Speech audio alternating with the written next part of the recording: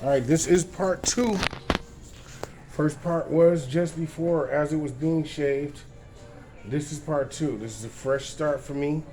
I may grow my locks back because even at 51 years old, my hairline comes to the end and I don't have much gray.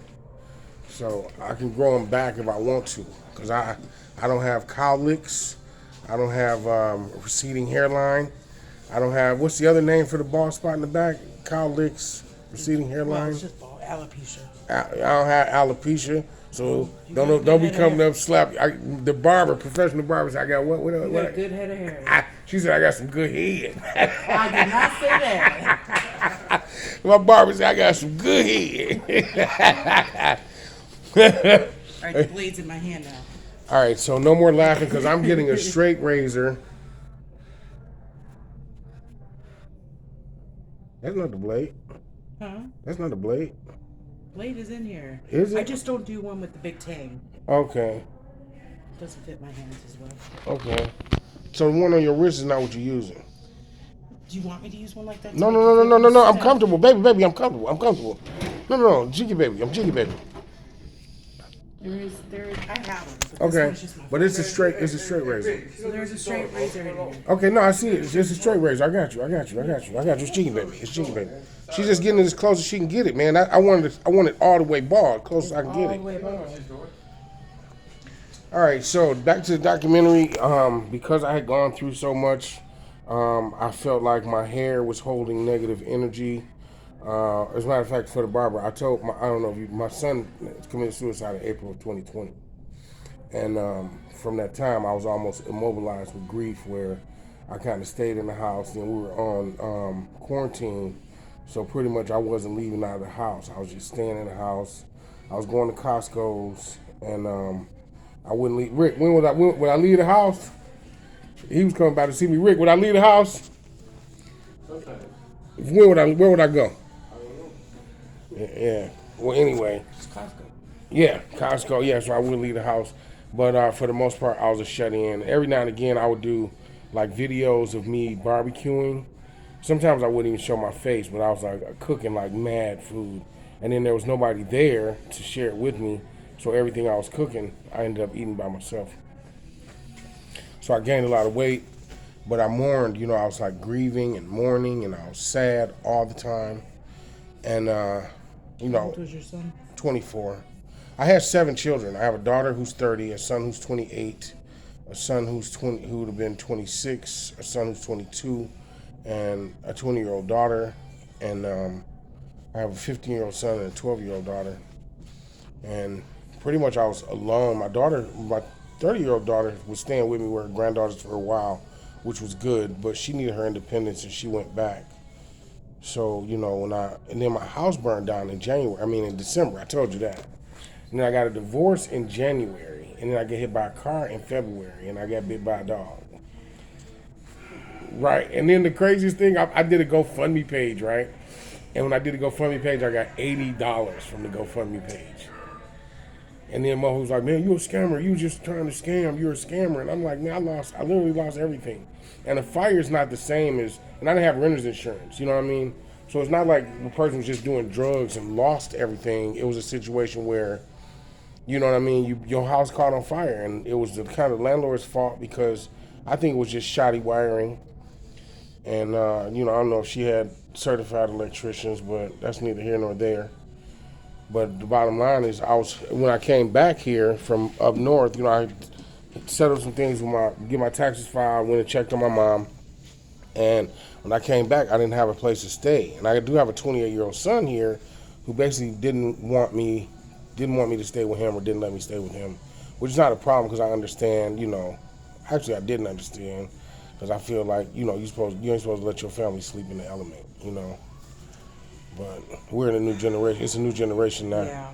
So I slept on the beach for a couple days. I slept at the Tri-Rail station, and I slept at this place called Veterans Park in Delray Beach. And there was a hotel that I was doing security at, and the hotel let me use the employee locker room. But I couldn't sleep there. They was like, if we find out that you're sleeping in the locker room, you're going to lose your privilege. But as long as you're not sleeping there, you can have access to the locker room. So I had like 4 lockers where I would keep my stuff in the locker, and I could take a shower every morning. So I would have rough nights. Either it was cold on the beach, or I had mosquitoes biting me, or when I slept at the Tri-Rail station, which it had a cover and the benches are long enough for you to sleep on, they run a freight train down that motherfucker in the middle of the night. And I didn't know that. So I'm laying on this bench and a freight train comes by the Tri-Rail station. Must be like, wake me up. Bro, I was, had a heart attack. bro, and you so close to it because the benches are so close. You feel like shaking. If you feel like it could suck you into the train. So like I'm holding on to the bench, man, thinking that because it's going by with like a high velocity, all you feel is the wind, and it's like moving me. And I'm like, Lord, and it would never end because it was like one of them 3 engines. So it's like, and like, and I wouldn't even look back at the train. You know what I'm saying? Like I wouldn't even look back at it. I was just laying there with my eyes closed. So I was like in the element, and it was some nights that it was rough, like the rougher nights. I would text my son like the next morning, and I would text him. You know what I'm saying? Just mostly how I felt. Which they just saw it as like a rant or me using him as a punching bag, but it was just the way that I felt. You know what I mean? And it wasn't always a nice message, But my day would start, and I'd go get a shower at the hotel. I'd put on clean clothes. I was still working security, and I actually got the job at a resort hotel in Delray Beach. So when I started my job working, I had dreadlocks that were unmanaged. You know what I mean? They were like wild ass looking locks, and I was homeless. So these people hired me at my lowest point, I think. You know what I mean?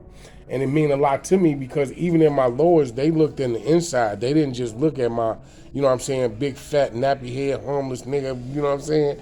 They looked at the inside. And it made me feel, good just to be a part of something. Like they call it a family, which I told them you can't refer to it as family because families are dysfunctional. You have to refer to it as like you have to refer the best to it. family ain't connected by blood. Right, you have to consider it a team. It's like a winning team, you know what I'm saying? It works together. To be a winning team, you got to work together. So families can be dysfunctional, but a championship team, everybody's working together. So anyway, it just felt good to be a part of a family and a part of a team. So since I was there, like my first check, since I had my driver's license, I got with Uber. Girl, you got to stop rubbing my head like that. That ain't even how you supposed to be. That ain't how they showed you. So the first check I got, because I had my license, I got a rental car with Uber. And Uber charged me $240 a week to rent a car. And the first 10 days I had the car, I made like $960. And I'm all over Florida. You know what I mean? Like, I just left Miami this morning. So I spent the night in Miami. And they have surges down that much, especially when the kids are going to school. The airport's getting out. They got shit with Uber where they'll pay you like an extra $14 to pick people up. So like it could be a $4 run and they'll give me an extra $14 on the 4. Yep. Or if it's an airport run and it's busy, and then people are tipping me because like I'm real sociable. So like I help them with their bags, or if I go to drop somebody at a hotel, I'll go run and get the dolly for them to put their suitcases on. So the tips I'm getting with Uber, I got a dude that owns a limousine company who I let him look at my history and my tip percentages. He was like, he's been driving Uber for 4 years and he don't get the tips that I get, but I had the conversation, and then my Pandora that I play, I got like Red Hot Chili Peppers. Run it all age groups. Yeah. So mostly the genres that we know, like Red Hot Chili Pepper Station, Nirvana, Aerosmith, Rick James, So it's like classics mostly, but it's like I need to get more Spanish music because I get a lot of Hispanic writers. But the people that are not Hispanic, and then I like midnights better. So I wait tables. Like tonight, I'm going to wait tables. I got to be to work at 4, and I get off work at about 11. And then as soon as I get off work, I make sure I get a full tank of gas. So when I get off work, I just turn my thing on while I'm sitting at the job. And as soon as I leave my job, I start driving Uber, and I'll drive until I'm tired. And if I end up somewhere where I can't get back home because I went in a room in Lake Worth, So if I end up in Miami, I'll just sleep there till the next morning. Because no matter where you are, especially like the surges in South Beach don't close till 5 in the morning. So like certain areas surge at 2 because that's when the bars close. Yeah. But South Beach surges at like 5:30. Then right after 5:30, you got the school surge. Then you got the to work surge. Then you got the airport coming in because planes are landing early in the morning. It goes down. Like I really considered moving. Like when I was working, not Miami, because I don't really like Miami, but South Beach, I don't know what the prices is to live down there, but is it that bad? Is that bad? Well, I mean, shit, they charging up here. They charging $2,200 for a 1-bedroom right now. Well, in Miami, then it's gonna be $4,400. You think so? Yeah. Stop it. The shit is just bad. went up here. It just went up here. I know, but it just went up down there too. Went up everywhere. Did you think so? That's my brother-in-law. He's nuts. We were both married to sisters, so his wife is Brazilian, and his ex-wife is Brazilian. My ex-wife is Brazilian. They're sisters. His wife married a white guy. My ex-wife, obviously married a black guy. So he's got white kids. I got black kids, and they're like first cousins, which his wife really can't stand me. And my ex-wife tolerates me. I mean, she does still help me out. Like she calls and checks on me. You know, she offered me the opportunity to stay at her house, and I was kind of going through it. And, you know, she has a boyfriend, so it's not the most convenient thing to stay at somebody's house when they got a boyfriend. Yeah. I'm seeing hair. Huh? I'm seeing like dark spots. You do have a colored spots, but I'm getting there. Okay. There is like patches that I gotta go like crossway against. All right. You don't want to use a Gillette 5-blade Bic? the Bic. I got one of those too. Do you? I'm kidding. Look, I'm joking. I know I'll do it. I trust you. I trust you. I have some old guys that I like to use those on. Oh, for real? You know, and then I get what else do y'all do here? Because I don't want to just come for this. I do want to come and give you some type of patronage and give me a couple of your cards. I'll give you some business, and I'll send him over here too. I don't know who does his hair, but he needs his shit done. I don't know who does his hair. I think his ex-wife cuts his hair. It's gonna be a long video, but the bottom line is this: a fresh new start, and I may actually grow dreadlocks out. You know, then I had people at my work that were kind of giving me a hard time, and I think that when you come back with a shock and awe change, yep. You know, motherfuckers know you'll cut your locks off. They gotta know you'll break their damn jaw. I'm not here. All right, so this is the second part of the video. There will be a third part. But for right now, the locks are gone. And I'm starting fresh with fresh energy. I'm renting a room in Lake Worth.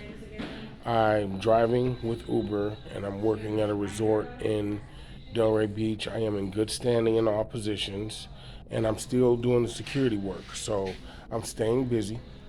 I'm working, I'm stacking my money, and well, I'm trying to stay, but it feels good because it was so much I could not do before. But, you know, I'm staying busy, staying active. And for everybody who believed in me, thank you so much. For those who didn't believe me, thank you, because, you know, nigga need his haters. And for those who don't care, you know, thank you too, because sometimes you don't need positive or negative energy. You just need that neutral. You need that neutrality. But anyway, this is my fresh start. Shave bald. I think I'm gonna take my mustache off too. But that's me. Brandon K. Carter, 2022. Fresh new look, fresh new day.